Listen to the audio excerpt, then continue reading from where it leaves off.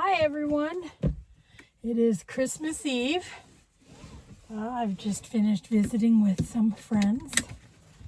I hope you're having a very good Christmas or whatever holiday you celebrate. Okay, you can calm down. Obviously we're having some weather and it's very, very nice. It's not usual. We don't, rain is our Christmas miracle. That's the truth. So I had, the last couple days I've been thinking about Christmas stories and what Christmas story do I want to share? And there's so many, because that's life.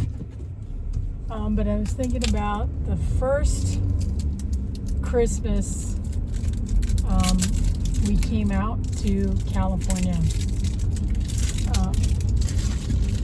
We moved to California for my dad's job, and it was just before Thanksgiving, and we were supposed to move into our new house.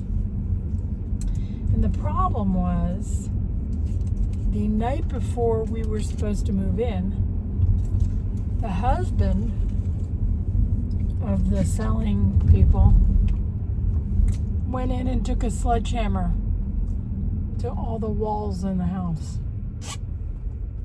and just destroyed it. Because they were selling the house because of a divorce. So we wound up living in a hotel in the long-term area. I know it was on Huntington Boulevard. And we were there for weeks. And as a kid, we loved it because there was a swimming pool, and we were going to go swimming on Christmas Day. The water was 68 degrees, and we would go and jump in the pool and swim and be wild. And I guess this led other hotel guests to believe that the pool was heated. And they got their bathing suits on and went out and jumped in the water and learned that, no, we were just from the Midwest and 68-degree water was no big deal for us.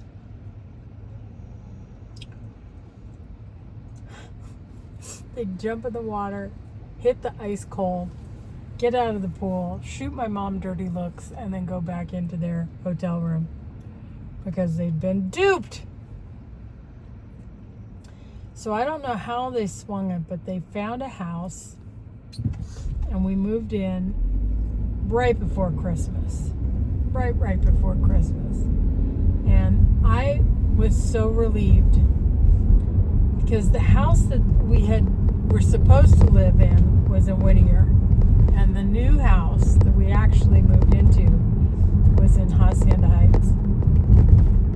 And the problem with Whittier was those kids were mean. They were very mean. And I was being threatened daily. And I know that there was going to be a Christmas pageant. And this girl said to me, this big girl, big bruiser, if you don't know the words to all these carols by tomorrow, I'm going to beat you up. And she meant it. And I went to my mom and I said, I have to know all these carols by tomorrow. I didn't tell her why. I just told her I had to know. So my mom drilled me. So I learned like 3 or 4 carols that I did not know. And to this day, I can't remember what the carols were that I had to memorize in one night. And so the girl was so shocked. She was really looking forward to kicking somebody's ass. but she got that tone. What I recognize now was it was a tone of respect. When she saw that I took it seriously and I memorized the songs, there was a tone of respect. And I probably would have been fine if we stayed at that school. But to me, it was a place of imminent physical harm. So I was so relieved when we got to a new house, and it meant there would be a new school. And I could start over. Because by this time, we'd moved around a little bit. And we had moved from Cleveland to North Carolina. And then from North Carolina to Whittier, which was obviously not great. So now we're going from Whittier to Hacienda Heights. And, and I survived. And that was, and part of that early California Christmas, those early California days. So I know that the rain is kind of miserable, and a lot of people are disappointed that they came to Los Angeles and it's raining. My roommate's family, they were looking forward to enjoying the sun, getting away from their snowier cities and enjoying the California sunshine. But we don't get this kind of rain very often, and we need every drop of rain that we get.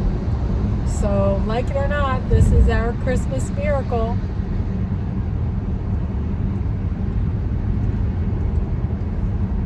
I hope you can find the sunny side to even a rainy day. And whatever you're doing today, whoever you're spending your time with, whatever you're getting up to, that you're having some fun, that you're getting a break, that you're taking a deep breath and you're relaxing, and you realize you are out of harm's way. There's no girl to beat you up for not knowing the words to a song. Whatever has been haunting you for 2025, let's leave it in 2025. Well, let's start a new year. Let's turn the page and leave what needs to rest. This isn't a whole long one. I don't have a long one planned, but I did want to take a minute and spend some time and say thank you to everybody who's been on this journey with me. I know it's taken me a while to find my feet, and I'm constantly an evolving person, and I expect my channel to be evolving, but I'm encouraged that some of you have stayed with me from the very beginning, and I appreciate every one of you who have given me 10 minutes of your time, 20 minutes of your time to look at the world that I see and let me share my stories with you. I think the future is bright. I think we're going to have a good year next year. I have decided not to worry about the politics because somehow it will shake out one way or another. And I've decided to enter the new year in the spirit of optimism. And I'm sending you all that too. And I'm wishing you happy, merry everything. I'm wishing you all the best for a new year. And thank you. Thank you for being with me. I've been having fun. Thanks for coming on the ride.